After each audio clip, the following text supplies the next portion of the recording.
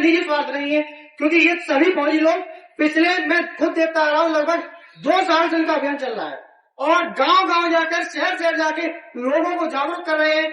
इसके अलावा कई बार इन्होंने कई अन्य कार्यक्रम भी किए जो समाज के हित में है।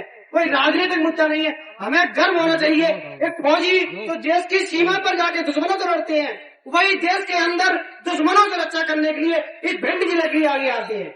ऐसे फौजियों को हमको गर्व से, बल्कि लोगों को आगे आगे साथ देना चाहिए। हमारा भिंड जिला एक सुंदर आम की तरह था, जो कि पका हुआ आम होता था, बड़ा सुंदर होता था, वो आम की तरह था। जब हमारा भारत देश आजाद हुआ तो हमको आम की तरह दे दिया, लेकिन हमको विकास के नाम पर इन नेताओं ने उस आम को पहले छीला गया और हमसे कहते रहे कि विकास कर रहे हैं। हमने सोचा छील रहा है, चलो विकास हो रहा है, आम को छील लिया, गूदा निकाल दिया। फिर हमने पूछा अरे ये क्या हो रहा है, उनने कहा विकास हो रहा है। मतलब आम को छील लिया, गूदा निकाल दिया, हमने सोचा विकास हो रहा है।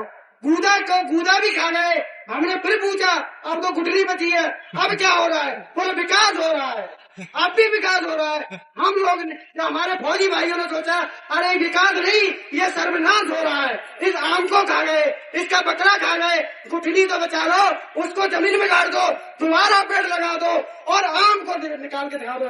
इस भिंड के वासियों को हमारा बहुत से लोगों से निवेदन है, ये फौजी भाई है, ये सामाजिक मुद्दे लड़ते हैं, राजनीति से दूर रहते हैं। इन्होंने रुचि बुधारिया का मामला उठाया, इन्होंने फौजियों के, इन्हें सड़क के मामले उठाए, लेकिन इस आम की गुठली को जो इन नेताओं ने निचोड़ कर खा गए हैं, उसको बचा लो। उस गुठली को वापस ही जमीन में गाड़ दो, जिससे उसका पौधा बन जाए और पेड़ बनकर फिर हम उस आम को उत्पत्ति कर दें।